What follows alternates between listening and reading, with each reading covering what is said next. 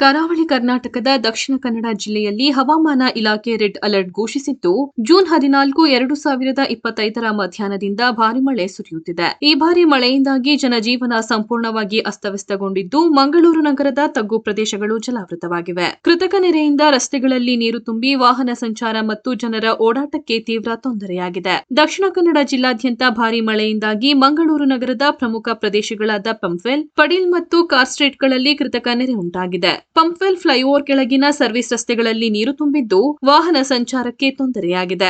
ಒಂದು ಬಸ್ ನೀರಿನಲ್ಲಿ ಕೆಟ್ಟು ನಿಂತಿದ್ದರಿಂದ ಸ್ಥಳೀಯರು ಬಸ್ ಅನ್ನು ತಳ್ಳಿ ರಸ್ತೆಯ ಬದಿಗೆ ಸೇರಿಸಿದ್ದಾರೆ. ಪಡೀಲ್ ರೈಲ್ವೆ ಅಂಡರ್ ಪಾಸ್ನಲ್ಲಿ ರಸ್ತೆ ಜಲಾವೃತವಾಗಿದ್ದು, ವಾಹನ ಓಡಾಟಕ್ಕೆ ಅಡಚಣೆಯಾಗಿದೆ. ಕಾರ್ ಸ್ಟ್ರೀಟ್ನಲ್ಲಿ ಕೃತಕ ನೆರೆಯಿಂದ ರಸ್ತೆಯಲ್ಲಿ ನೀರು ತುಂಬಿ ಸಂಚಾರ ಸ್ಥಗಿತಗೊಂಡಿದೆ. ತಗ್ಗು ಪ್ರದೇಶಗಳಲ್ಲಿರುವ ಮನೆಗಳಿಗೆ ನೀರು ನುಗ್ಗಿದ್ದು, ಕೆಲವು ಮನೆಗಳ ಒಳಗೆ ನೀರು ತುಂಬಿರುವುದು ಸ್ಥಳೀಯರ ಆತಂಕಕ್ಕೆ ಕಾರಣವಾಗಿದೆ.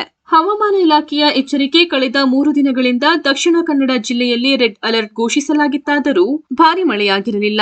ಆದರೆ ಜೂನ್ 14, 2025ರ ಮಧ್ಯಾಹ್ನದಿಂದ ಭಾರಿ ಮಳೆ ಆರಂಭವಾಗಿದ್ದು, ಹವಾಮಾನ ಇಲಾಖೆಯ ಪ್ರಕಾರ ಜೂನ್ 16, 2025ರ ಮುಂಜಾನೆಯವರೆಗೆ ರೆಡ್ ಅಲರ್ಟ್ ಎಚ್ಚರಿಕೆ ಮುಂದುವರಿಯಲಿದ್ದು, ಭಾರಿ ಮಳೆಯ ಸಾಧ್ಯತೆ ದಟ್ಟವಾಗಿದೆ. ಕೃತಕ ನೆರೆಯಿಂದಾಗಿ ಮಂಗಳೂರು ನಗರದ ವಿವಿಧ ಭಾಗಗಳಲ್ಲಿ ಸಂಚಾರ ಸಂಪೂರ್ಣ ಸ್ಥಗಿತಗೊಂಡಿದೆ. ತಗ್ಗು ಪ್ರದೇಶಗಳಲ್ಲಿರುವ ಮನೆಗಳಿಗೆ ನೀರು ನುಗ್ಗಿರುವುದರಿಂದ ಸ್ಥಳೀಯರು ತೀವ್ರ ತೊಂದರೆ ಎದುರಿಸುತ್ತಿದ್ದಾರೆ.